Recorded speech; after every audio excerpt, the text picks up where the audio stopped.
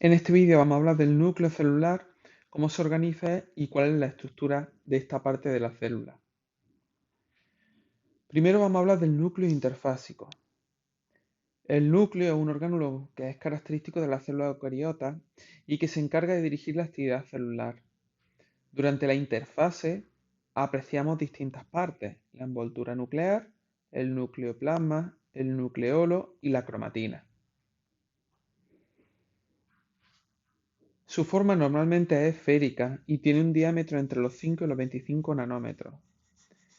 Pero ¿qué pasa? Que las formas normalmente también pueden variar según las necesidades y las funciones de las células. Por ejemplo, es ovoide en células epiteliales prismáticas, alargado en células fusiformes, irregular en células hiperactivas, polilobulado en los granulocitos y en algunas células, por ejemplo, no existe, como los glóbulos rojos. Su posición es variable también, puede ser central como la mayoría de las células eucariotas animales, pero en las células vegetales está lateralizado, aunque esta disposición también la podemos encontrar en algunas células animales como la adiposa y la mucosa.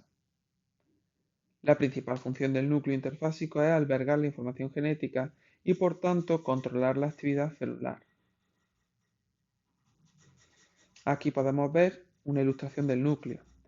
Tenemos en primer lugar la envoltura nuclear, que tiene una lámina nuclear en el interior, de la que hablaremos ahora, una membrana nuclear interna, que sería esta de ahí, el espacio perinuclear entre ambas membranas, y luego tenemos la membrana nuclear externa, que sería la parte que está más hacia afuera. En la parte más externa, la membrana nuclear externa, podemos ver que hay ribosomas adheridos, está en contacto con el retículo endoplasmático rugoso en algunas zonas, y por lo tanto está vinculado a todo lo que hemos hablado antes de la síntesis de proteínas. Dentro encontramos también el nucleoplasma, que sería lo que rellena el núcleo, encontramos el nucleolo y por último tenemos heterocromatina y eucromatina, que sería el material genético. Hablaremos ahora concretamente de estos términos. Empezamos con la envoltura nuclear. Es una doble membrana, como hemos visto en la ilustración, que separa el nucleoplasma del citoplasma. Ambas membranas son concéntricas y están perforadas o atravesadas por poros nucleares. A través de estos poros se produce un transporte activo de ciertas moléculas entre el núcleo y el citoplasma. Y además es bidireccional, lo que quiere decir que entran y salen sustancias. La membrana externa está conectada directamente con el retículo endoplasmático, como hemos visto antes, y también está tapizada por ribosomas. La membrana interna está asociada a la lámina nuclear, que es una red de filamentos intermedios, que recordamos que eran proteínas, que se encuentran hacia el interior del núcleo y que permiten la organización también del material genético. Los poros son de naturaleza proteica y están rodeados por un anillo de 8 masas de ribonucleoproteínas. Y además en el centro encontramos otra masa central, cuya función es regular el paso de moléculas. Por lo tanto, es muy importante vincular estos poros y su función a la membrana nuclear. Los poros varían en su número y distribución según el tipo celular, ya que cuanto más activa es la célula, mayor será el número de poros. Además, en las células germinales tiene una apariencia poligonal muy específica. La principal función de la envoltura nuclear es separar el material genético del citoplasma y regular el intercambio de sustancias entre citoplasma y núcleo, que recordemos que era bidireccional. Aquí tenemos una ilustración de lo que hemos visto hasta ahora. En primer lugar, vamos a hablar de los poros. En este dibujo vemos cómo los poros están constituidos por 8 masas de ribonucleoproteínas y hay aquí una masa central. Y como hemos dicho, van a regular el paso de sustancias en ambos sentidos. Aquí vemos también el espacio perinuclear, que sería el hueco que hay entre las dos membranas, la externa y la interna del núcleo. Aquí podemos ver también una serie de proteínas que parecen como pequeños pies o por lo menos yo lo veo así, que sería lo que constituye la lámina nuclear, es decir, la red de proteínas de filamento intermedio, que si vemos está asociada a las fibras de cromatina. Hay ciertos puntos en los que se asocian. Aquí de nuevo vemos la membrana nuclear interna, se refiere a esta parte de aquí. Este sería el espacio perinuclear entre ambas membranas y aquí tendríamos la membrana nuclear externa. Pasamos al nucleoplasma o carioplasma, el medio interno del núcleo, donde encontramos el resto de componentes nucleares. Es una disolución coloidal en estado sol muy similar al citosol. Recordemos que el estado sol era más fluido que el estado gel. Y contiene numerosas sustancias como pentosas, ácidos fosfóricos, bases nitrogenadas, enzimas, etc. Si os dais cuenta, pentosas, ácidos fosfóricos, bases nitrogenadas, las vimos en el tema de la composición del ácido nucleico. También podemos encontrar o encontramos dentro del nucleoplasma el nucleolo, que es un orgánulo no membranoso que se halla dentro del nucleoplasma. Tiene dos zonas, una fibrilar y otra granular. La zona fibrilar es la más interna y contiene el ADN organizador nucleolar, que os he puesto aquí un pequeño asterisco que indica su función. Digamos que sería el ADN que tiene los genes ribosómicos, es decir, sería el ADN que va a dar lugar después a ARN ribosómico. Por fuera de la zona fibrilar tenemos la zona granular que, como hemos dicho, rodea a la anterior y contiene ARN y proteínas. La función principal del nucleolo es la síntesis de ARN ribosómico y el ensamblaje de los ribosomas. Vamos con la cromatina. En las células eucariotas, cada molécula de ADN está densamente empaquetada alrededor de proteínas estructurales, constituyendo así la cromatina. ¿Para qué hacemos este empaquetamiento? Pues principalmente para reducir el gran tamaño del material genético y que así quepa en el núcleo, pero también está vinculado a la relación con la activación y la actividad de los genes. Las proteínas presentes en la cromatina se pueden clasificar en dos, histonas y no histonas. Las histonas son exclusivas de los eucariotas y están en la misma cantidad que el ADN, es decir, hay la misma cantidad de histonas que de ADN.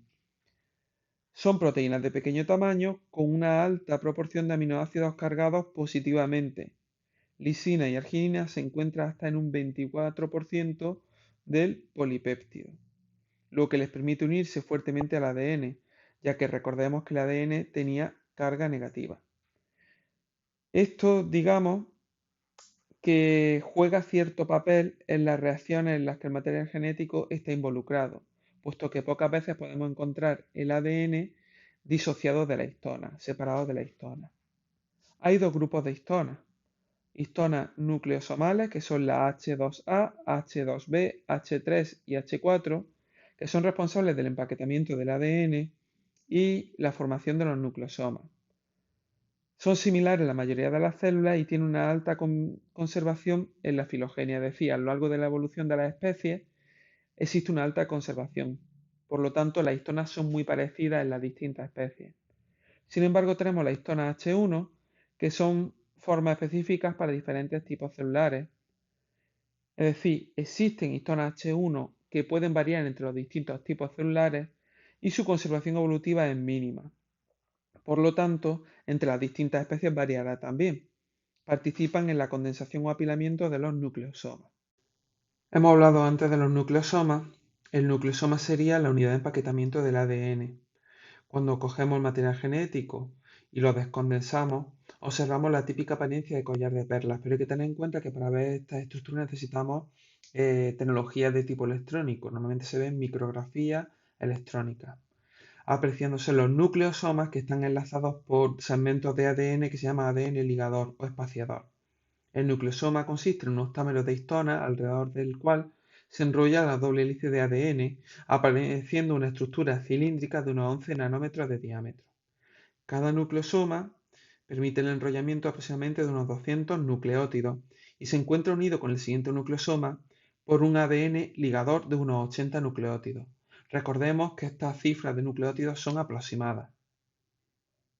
Aquí en esta ilustración vemos el ADN espaciador, que serían 54 pares de bases, lo que hemos dicho, en torno a 80. Y aquí vemos el nucleosoma que tiene unos 200 pares de bases. Es muy importante distinguir que cuando habla de 200 nucleótidos se refiere a una longitud de 200 nucleótidos. Pero claro, el ADN, recordemos que era una doble cadena, es decir, eran dos cadenas unidas por complementariedad. Por lo tanto, serían 200 nucleótidos y su cadena complementaria. Hablaríamos entonces de 200 pares de nucleótidos. Hay que tener esto en cuenta, ya que si vemos la ilustración habla de 200 pares de bases. Entonces, hablar de 200 pares de bases o de 200 pares de nucleótidos sería correcto también.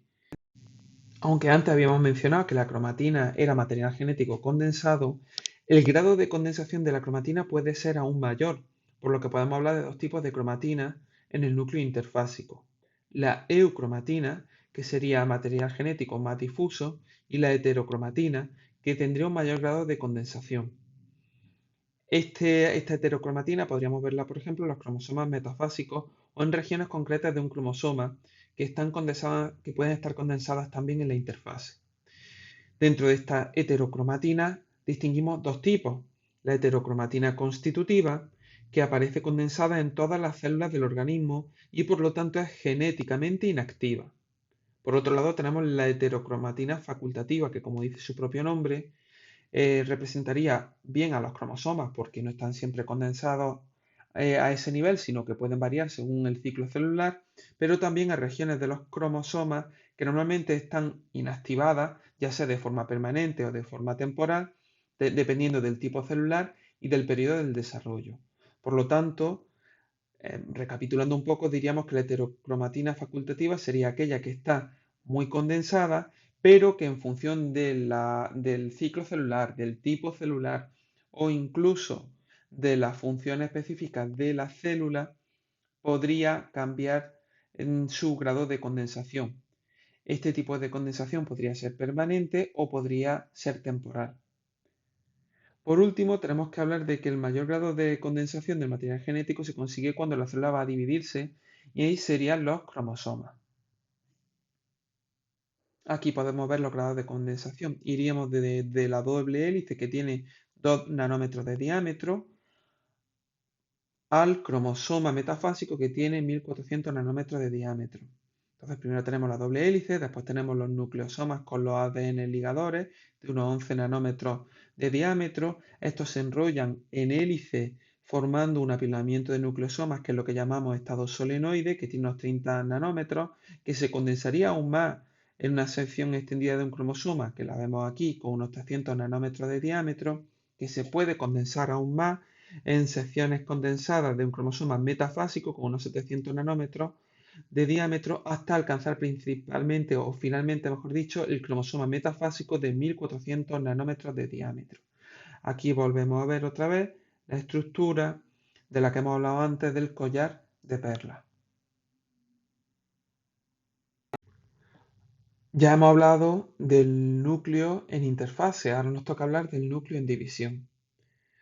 Los cromosomas son estructuras con forma de bastoncillo formadas por ADN e histonas. Se forman a partir de la condensación de la cromatina durante la división celular. Los cromosomas aparecen individualizados en metafase y anafase. En metafase, cada cromosoma tiene dos cromátidas. Las cromátidas están unidas entre sí por una región llamada centrómero o constricción primaria. El centrómero se encuentra vinculado a la estructura del cinetocoro, que es la región del cromosoma por la que se une al uso cromático. Por lo tanto, en el centrómero repetimos, tenemos el cinetocoro que se unirá más adelante al uso acromático durante el proceso de división celular. Las partes del cromosoma a cada lado del centrómero es lo que llamamos brazos. El extremo de los brazos se denomina telómero, que están vinculados con el envejecimiento de los organismos pluricelulares. En ocasiones, el segmento final de la cromátida aparece casi separado del resto por una constricción secundaria, recibiendo el nombre de satélite.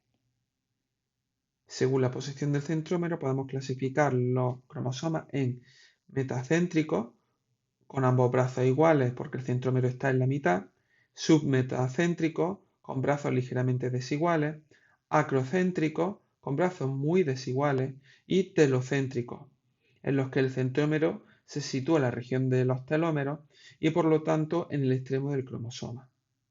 La función que tienen los cromosomas es facilitar el reparto de la información genética contenida en la célula madre entre las células hijas. Vamos a ver las ilustraciones de los distintos tipos de cromosomas. Metacéntricos, ambos brazos iguales. Submetacéntricos, brazos ligeramente desiguales. Vemos que estos son más largos que estos dos, que son más cortos. Acrocéntricos, muy desiguales porque tenemos dos brazos muy largos y aquí otros dos muy pequeños. Y telocéntricos, donde encontramos que el centrómero se encuentra en los telómeros y estaría al final la unión. Vamos a ver la estructura. Vemos la estructura de un cromosoma que sería los telómeros en los extremos, el centrómero asociado al cinetocoro, que hemos dicho que es la estructura que se unía al uso cromático. Después tenemos una cromátida, que sería esta de aquí, y después la otra cromátida. El brazo, que sería esta parte rosa de aquí. Y luego tenemos el ADN satélite, que vemos que corresponde a la región organizadora nucleolar o ADNR, que dará lugar después al ARN ribosómico. Aquí podéis ver también la estructura con otro dibujo y otra ilustración de los distintos tipos de cromosomas según la posición del centrómero.